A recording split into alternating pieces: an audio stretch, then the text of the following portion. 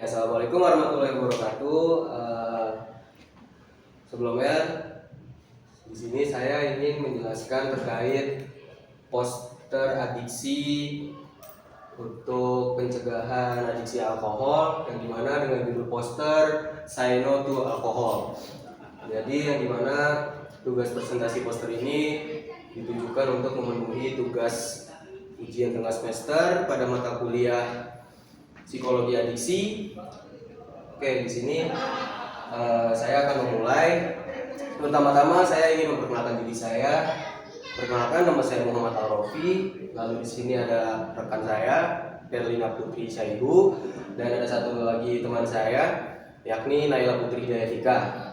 Dan untuk pertama-tama di sini, alkohol itu sendiri yang pada umumnya konsumsi alkohol ini dapat merusak semua organ tubuh secara berangsur-angsur akibat penggunaannya, yang dimana menyebabkan seperti peradangan hati atau peradangan liver, terus menyebabkan pendarahan dalam perut.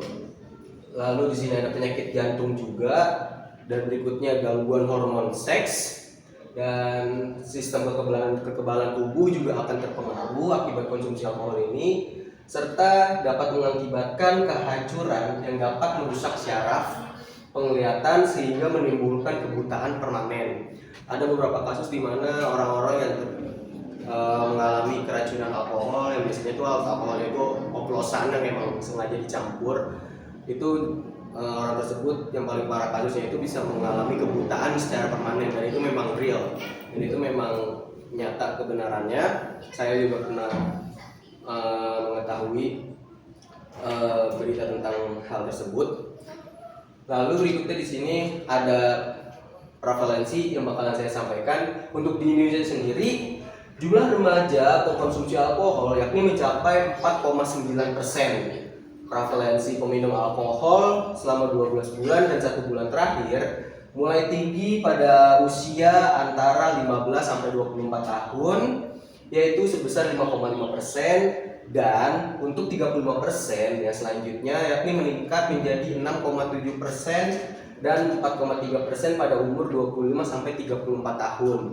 Jadi memang dimana berdasarkan prevalensi ini, mulai dari rentang usia remaja, konsumsi alkohol ini sudah awam atau sudah sering terjadi, yang dimana usia dari mulai 15 tahun sampai yang usia 34 tahun, dan bahkan mungkin bisa lebih dari usia tersebut dalam seseorang untuk mengkonsumsi alkohol. Dan berikutnya akan dilanjutkan oleh teman saya. Selanjutnya ada alasan individu mengkonsumsi minuman beralkohol. Yang pertama ada coba-coba. Jadi rasa ingin tahu yang besar, terutama pada remaja, sering mendorong seseorang untuk mencoba alkohol. Yang kedua ada untuk kesenangan. Untuk kesenangan ini banyak orang menganggap alkohol sebagai sumber hiburan atau relaksasi. Yang ketiga ada situasional. Jadi penggunaan alkohol untuk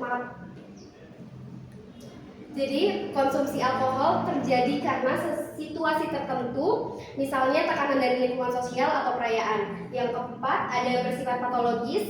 Jadi penggunaan alkohol untuk mengatasi masalah ini jadi ada masalah psikologis atau gangguan mental tertentu.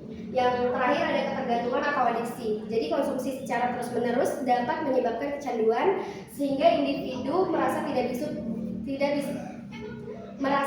bisa hidup tanpa alkohol. Selanjutnya ada faktor penyebab penyalahgunaan konsumsi alkohol adalah yang pertama ada faktor lingkungan sosial. Jadi lingkungan yang permisif terhadap alkohol dapat mendorong seseorang untuk mengonsumsinya. Yang kedua ada faktor ekonomi, kemudahan akses atau harga yang terjangkau bisa menjadi penyebab. Yang ketiga ada faktor budaya. Budaya menganggap alkohol sebagai bagian dari tradisi atau kebiasaan. Yang terakhir ada faktor pemahaman norma dan nilai hidup.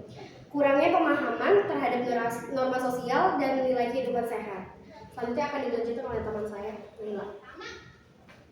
Baik, selanjutnya itu ada di sini, sedangkan pada aspek psikologis berpengaruh pada yang pertama itu ada self control. Nah, alkohol dapat menurunkan kemampuan mengontrol diri, menyebabkan perilaku yang cukup impulsif. Dan yang kedua ini ada emotional control. Nah, konsumsi alkohol bisa memperburuk kemampuan untuk mengatur emosi. Nah, yang ketiga ada aggression. meningkatkan kecenderungan perilaku agresif. Yang terakhir itu ada addiction, ketergantungan psikologis dan fisik terhadap alkohol. Nah, yang terakhir ini ada hal tersebut dapat dicegah dengan cara yang pertama, memilih lingkup pertemanan yang sehat. Yang kedua, rutin berolahraga. Yang ketiga, mulai mengisi aktivitas dengan kegiatan positif. Nah, itu olahraga itu termasuk kegiatan yang positif. Dan yang terakhir itu rutin melakukan aktivitas bersama keluarga di saat waktu yang senggang.